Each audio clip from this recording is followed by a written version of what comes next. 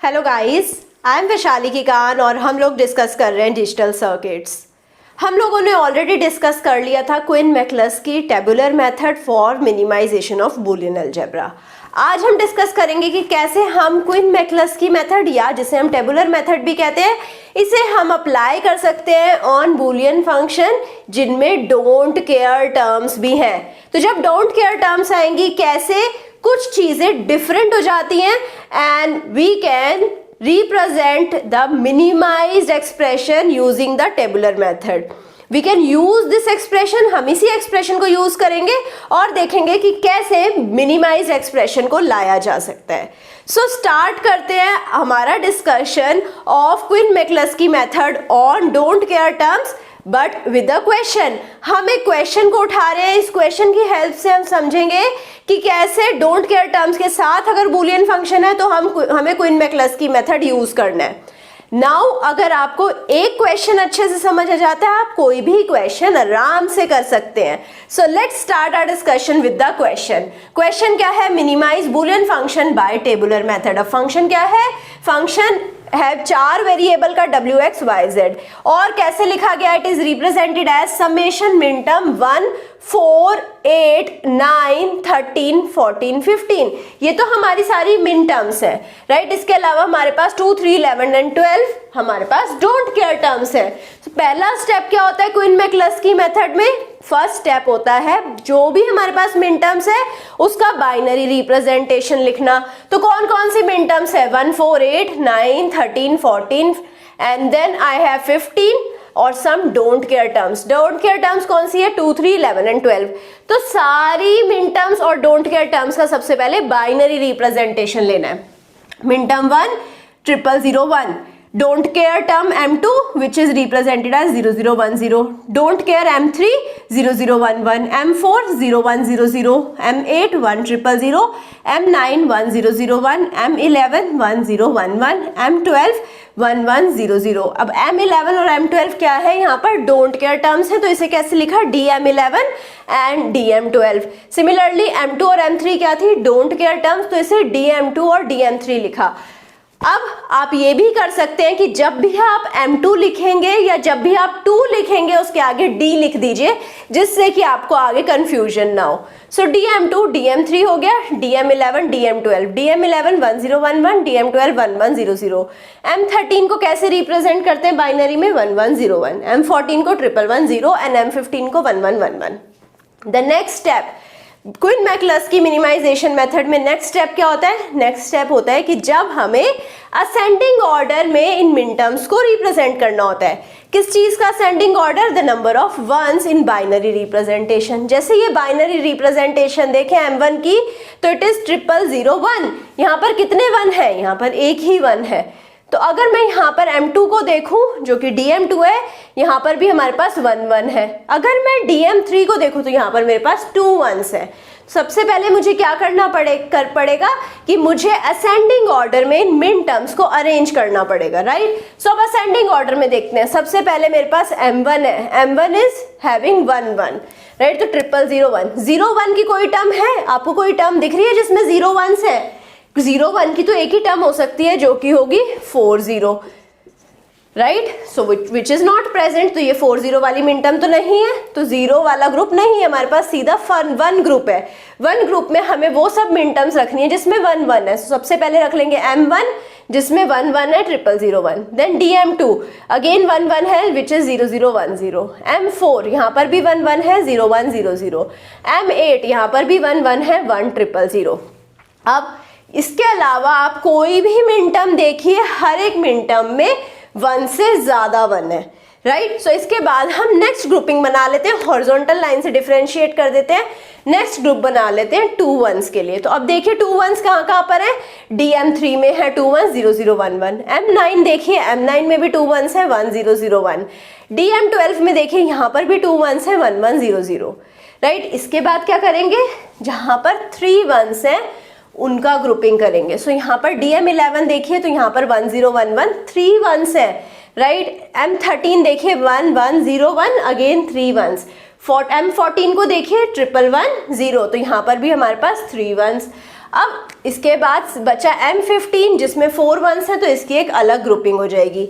अब क्या करना है, हमें देखना पड़ेगा कि कैसे हम किन्हीं दो मिन टर्म्स को क्लब कर सकते हैं। जैसे कि अगर हम M1 और M3 को देखें, सो M1 और M3 को कैसे लिखेंगे, या तो आप 1 और 3 लिख सकते हैं या फिर आप 1 और D3 लिख सकते हैं। ये वाली रिप्रेजेंटेशन आप यूज कर सकते हैं, थोड़ा आपकी लाइफ इजियर हो जाएगी। मैंने ये रिप्रेजेंटेशन यूज करी है, राइट। सो M1 को कैसे लिख सकते हैं, M1 का बाइनरी था 0001, M3 का बाइनरी है 0011।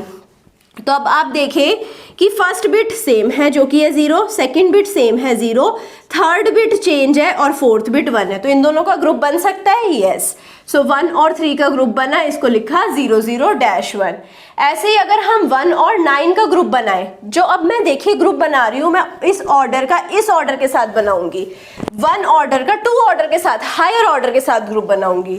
सो M1 का M9 के साथ ग्रुप बनेगा तो लिखा जाएगा -001। तो यहाँ पर 001 कॉमन है, the first bit is changing, सिर्फ फर्स्ट बिट चेंज कर रही है। अब 1 का 12 के साथ ग्रुप बन सकता है क्या, 1 है 0001। अब आप 12 देखिए, 12 है 1100। तो अब आप देखेंगे कि ये बिट चेंजिंग है, ये बिट चेंजिंग है, ये भी बिट चेंजिंग है, 3 बिट चेंज है, 3 बिट वेरिंग है। तो इसमें हम कॉमन तो नहीं लिख सकते, 3 बिट तो वेरिंग ही है, तो इनका ग्रुप नहीं बनेगा। M1 और M12 का कोई ग्रुप नहीं बन सकता, राइट। अब सिमिलरली आ जाते हैं सेकंड मिन टर्म पे, जो कि है M2 का M3 के साथ ग्रुपिंग करें तो ग्रुपिंग हो सकती है, जिसे हम लिख सकते हैं 001-। M2 का M9 के साथ ग्रुप कर सकते हैं, नहीं हो पाएगा। M2 का M12 के साथ ग्रुप नहीं हो पाएगा। अब आ जाते हैं M4 के साथ, M4 का M3 के साथ नहीं होएगा, M4 का M9 के साथ नहीं होएगा। रीजन सेम ही है, एक से ज्यादा बिट वेरी कर रही है। अगर आप 4 और 9 को देखें, 4 इज 0100, यहाँ पर 1001। सो फर्स्ट बिट वेरी है, सेकंड बिट भी वेरी है, नो ग्रुपिंग।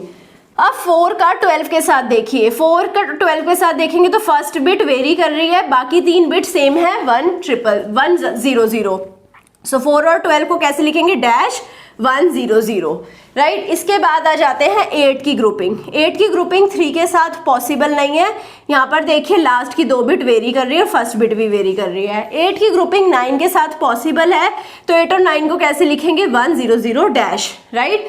अब 8 की ग्रुपिंग 12 के भी साथ पॉसिबल है, इसको लिखेंगे 1-00, राइट। अब आ जाते हैं हायर ऑर्डर पर। सो यहाँ पर हम एक हॉरिजॉन्टल लाइन बना देंगे, राइट। सो अब हायर ऑर्डर पर आ जाते हैं। हायर ऑर्डर में अब हमें सेकंड ग्रुप को थर्ड ग्रुप से क्लब करना है। सेकंड ग्रुप को थर्ड ग्रुप से करेंगे तो देखिए 3 को 11 के साथ कर सकते हैं, इसे लिखेंगे -011। 3 को 13 और 14 के साथ क्लब नहीं कर सकते। 3 देखिए 0011 और यहाँ पर पहली 2 बिट्स ही 11 है और यहाँ पहली 2 बिट्स 00 है, तो 2 बिट वेरी कर रही है, नो ग्रुपिंग। 9 को देखिए, 9 का 11 के साथ ग्रुप हो सकता है और 9 के 11 के साथ ग्रुप को लिखेंगे 10-1। 9 का 13 के साथ भी ग्रुपिंग हो सकती है, उसे लिखेंगे 1-01, राइट। 9 का 14 के साथ ग्रुपिंग पॉसिबल नहीं है, राइट। सो आप देखेंगे यहाँ पर 2 बिट 0 है, यहाँ 2 बिट 1 है, no grouping is possible, right. अब 12 का देखते हैं। 12 का 11 के साथ पॉसिबल नहीं है। यहाँ पर अगेन देखिए ये बिट वेरी है, ये बिट वेरी है और ये बिट वेरी है। 12 का 11 के साथ ग्रुपिंग पॉसिबल नहीं है। 12 का 13 के साथ ग्रुपिंग पॉसिबल है, जिसे लिख सकते हैं 110-। 12 का 14 के साथ अगेन ग्रुपिंग पॉसिबल है, जिसे लिख सकते हैं 11-0, राइट। सो इसके बाद अब आ जाते हैं 11 का, राइट। ये अब हमारे पास ग्रुप 2 और ग्रुप 3 में ग्रुपिंग हो चुकी है, ग्रुप 3 और ग्रुप 4 में ग्रुपिंग करते हैं। ग्रुप 3 और ग्रुप 4 में 11 का 15 के साथ हो सकता है 1-11, 13 का 15 के साथ हो सकता है 11-1, 14 का 15 के साथ हो सकता है 111-, राइट। तो अब ये हो गए हमारे various grouping from this group. अब क्या करना है, इन ग्रुप्स में भी हमें फर्दर ग्रुपिंग करनी है। 1-3 को देखिए, 1-3 को 3-11 के साथ देखिए, तो यहाँ तो 3 कॉमन है, हम ये देखेंगे ही नहीं, और अगर देखा भी तो यहाँ पर देखिए फर्स्ट 0 है, फर्स्ट डैश है, 0-01 कभी क्लब नहीं होएगा। 1-3 को 9-11 के साथ देखिए, 1-3 क्या है, 0-0-1, ये है 1 3।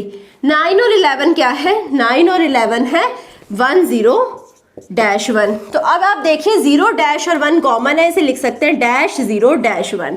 1 3 9 11 का ग्रुपिंग करा, डैश 0 डैश 1 लिखा। अब इसमें बहुत सारे पॉसिबल कॉम्बिनेशन है, जैसे कि 1 3 के आगे टिक लगा दिया। फिर 1 9 भी पॉसिबल कॉम्बिनेशन है, यहाँ पर 1 9 के आगे टिक लगा दिया। इसके बाद यहाँ पर 9 और 11 पॉसिबल कॉम्बिनेशन है, 9 और 11 के आगे टिक लगा दिया, राइट। इसके अलावा हमारे पास और कोई पॉसिबल कॉम्बिनेशन यहाँ दिख नहीं रहा है। इसके बाद आ जाते हैं now the grouping of 1 and 3 with others. 1 और 3 का किसी और के साथ कोई ग्रुपिंग पॉसिबल नहीं है, आप हिट एंड ट्रायल कर देख लीजिए, राइट। सो हर जगह डैश 0 के साथ या डैश 1 के साथ कोलाइड हो जाएगा, या फिर 2 बिट्स वेरी होएगी, तो ग्रुपिंग पॉसिबल नहीं है। 2 3 पे आ जाते हैं। 2 3 का ग्रुपिंग पॉसिबल किसी के भी साथ नहीं है, राइट। 2 3 का ग्रुपिंग अगर हम इन सब के साथ देखें तो पॉसिबल नहीं है। 4 12 का ग्रुपिंग भी पॉसिबल नहीं है। सो 4 12 के आगे भी कोई ग्रुपिंग पॉसिबल नहीं कर पाएंगे। 4 12 को इन सब के साथ करके देख लीजिए, राइट। जैसे मैं 4 12 का एक एग्जांपल ले लेती हूँ। 4 12 is 0 dash 1 0 0, right. 4 12 is dash 1 0 0, right. So now इसके बाद हम इसका लेट सपोज 9 और 13 से करते हैं, विच इज 1 डैश 0 1। तो आप देख रहे हैं 1 और डैश का कॉम्बिनेशन हो पा रहा है, तो ये ग्रुपिंग पॉसिबल नहीं है। ऐसे आप देखेंगे 4 और 12 का किसी के भी साथ ग्रुपिंग पॉसिबल नहीं है। अब 8 और 9 पर आ जाते हैं। 8 और 9 का 12 एंड 13 के साथ ग्रुपिंग पॉसिबल होगा, जिसे हम रिप्रेजेंट करेंगे 1 डैश 0 डैश। सो 1 डैश 0 डैश रिप्रेजेंट कर रहा है 8 9 12 एंड 13। अब इसमें देख लेते हैं कहाँ कहाँ टिक लगाना है।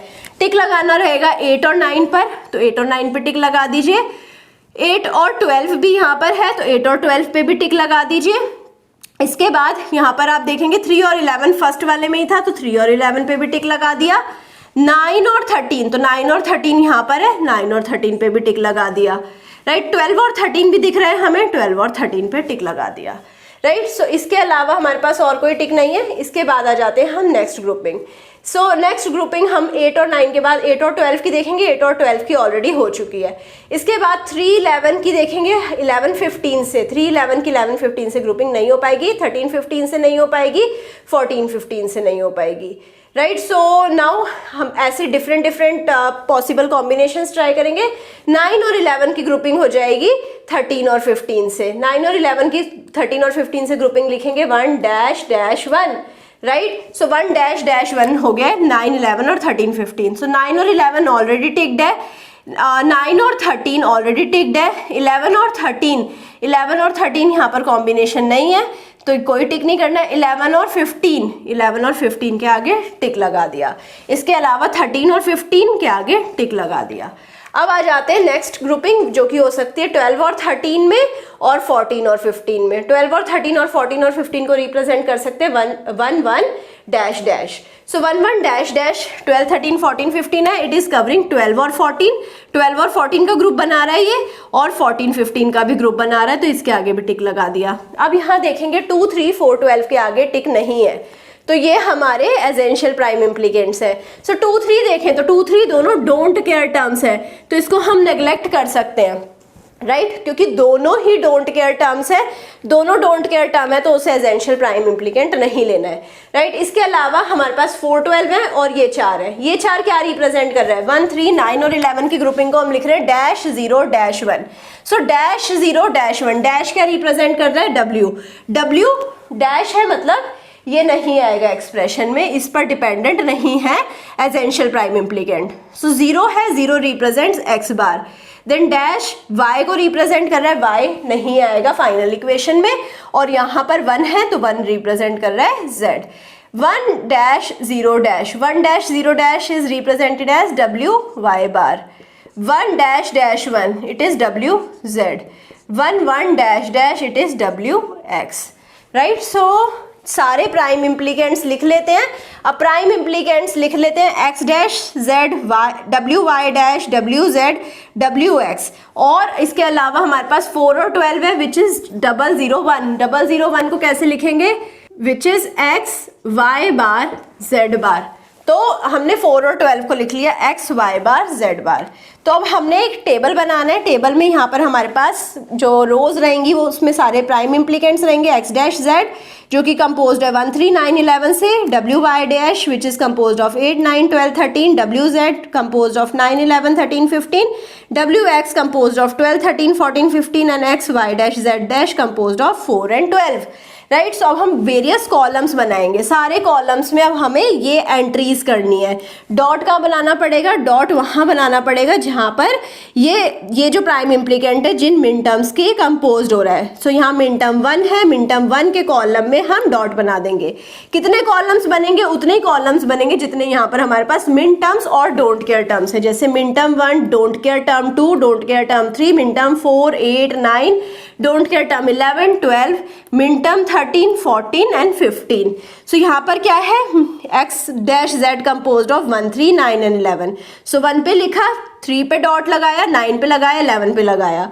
सिमिलरली डब्ल्यू वाई डैश में 8 9 और 12 और 13 पर हमने डॉट लगाया। डब्ल्यू जेड पे 9 11 13 और 15 पे डॉट लगाया। डब्ल्यू एक्स पे 12 13 14 15 पे डॉट लगाया। यहाँ पर एक्स वाई बार जेड बार पे हमने 4 और 12 पे डॉट लगाया। अब हमें वो कॉलम देखने हैं जहाँ पर सिंगल डॉट है। इस कॉलम को देखें तो यहाँ सिंगल डॉट है, इस कॉलम को हमने एनसर्कल कर लिया, यहाँ टिक लगा दिया। इस कॉलम में देखें एक भी डॉट नहीं है, कुछ नहीं करना। इस कॉलम में एक ही डॉट है, यहाँ पर ऑलरेडी टिक था, एनसर्कल कर दिया। इस कॉलम में आप देखें कि यहाँ पर भी एक ही डॉट है, तो इसको टिक कर दिया, इसे एनसर्कल कर दिया, राइट। इसके बाद हम नेक्स्ट कॉलम में देखें, यहाँ पर भी एक ही डॉट है, तो इसे टिक कर दिया और इसे एनसर्कल कर दिया। यहाँ पर तीन डॉट्स हैं, तो यहाँ पर हमने इसके आगे कोई टिक नहीं लगाया है। यहाँ पर 2 डॉट्स है, नो टिक। 3 डॉट्स, नो टिक। 3 डॉट्स, नो टिक। यहाँ पर सिंगल डॉट, तो यहाँ पर इसके आगे टिक, राइट। 2 डॉट्स, नो टिक। तो अब हम देखेंगे तो ये वाला प्राइम इम्प्लीकेंट हमारा नहीं यूज हो रहा है, तो इन सब डॉट्स को इनसर्कल नहीं करा। सो जो फाइनल एक्सप्रेशन होएगा उसमें हमारे पास एक्स डैश जेड रहेगा, डब्ल्यू वाई डैश रहेगा, डब्ल्यू एक्स रहेगा और x y dash z dash रहेगा। So final expression can be represented as function of W x Y Z as x dash Z plus W y dash plus W x plus x y dash z dash. I hope आपको सब अच्छे से समझ आया होगा। अगर आपको कहीं पे भी कुछ डाउट है तो डाउट को कमेंट सेक्शन में जाकर लिख डालिए। I will try to resolve your doubt as soon as possible. अगर अभी तक आपने वीडियो को लाइक नहीं करा है, लाइक करिए, चैनल को सब्सक्राइब करिए and also if you want the notes go to our mobile app. Okay, link is given in the description box below. Thank you so much and meet me soon in the next class.